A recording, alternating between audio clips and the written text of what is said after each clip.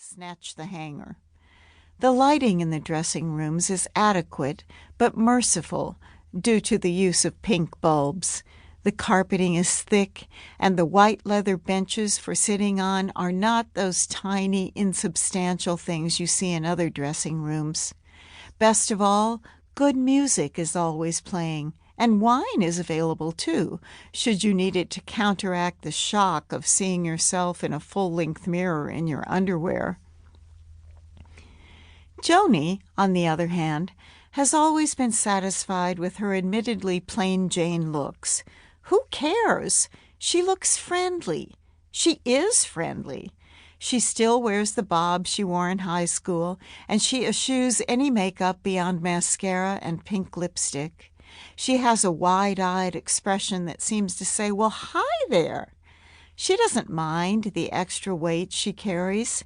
She thinks Gretchen is a little nuts for the way she is always dieting, for the way she holds on to her long red hair and hoop earrings.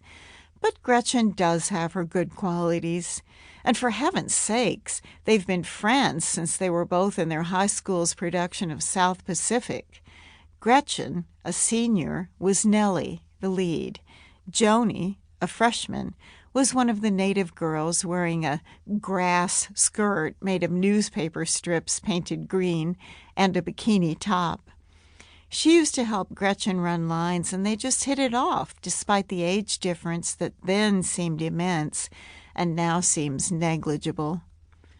"What did you say?" Gretchen asked Joni, and Joni told her again that she was going to make the black cake Emily Dickinson had talked about. She said she'd go to the library where she used to work and research the recipe. Joni liked any excuse to go to the library. She liked it especially if a patron came up to her and said they missed her. "That was your takeaway from the performance?" Gretchen asked. "The cake?" During the play, Gretchen herself was all Miss Pity-Pat, her bosom practically heaving, her eyes damp enough to require Gretchen dabbing at them now and then with a balled-up Kleenex. Gretchen was the first to rise for the standing ovation, which the actress did deserve, my goodness, all those lines, all that feeling. But Joni got a little annoyed that she had to move her jacket and purse and then push up hard on the armrest to stand, which hurt her elbows, because even though she's only 65, she has awful arthritis. Then she had to endure what she thought was excessive, really just excessive, applause from the crowd. One person shouting, "Brava!" with a rolled R, for heaven's sake. All that clapping and clapping and clapping. Joni's hands got tired, but who wanted to be the party pooper and stop clapping first?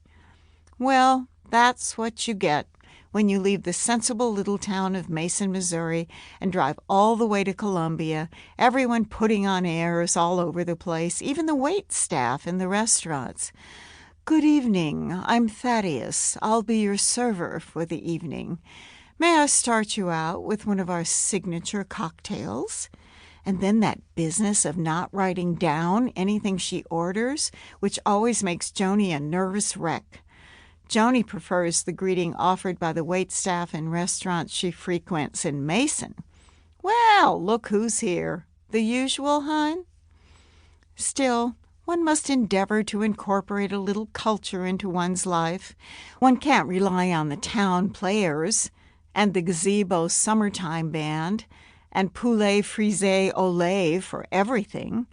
Joni also attends the monthly poetry readings at the library, but that is less culture than charity. Grace Haddock and her impenetrable lines of alliteration every time. Alliteration does not a poem make, thinks Joni, and she's not the only one, judging by the gritted teeth and crossed arms of the people around her whenever Grace grips the edge of the podium and lets fly. Most of the poems the participants present aren't very good. Still, each time Joni walks home from one of those readings, she thinks about something she heard. Once a man wrote about his first kiss. "Lips as soft as petals," he said shyly.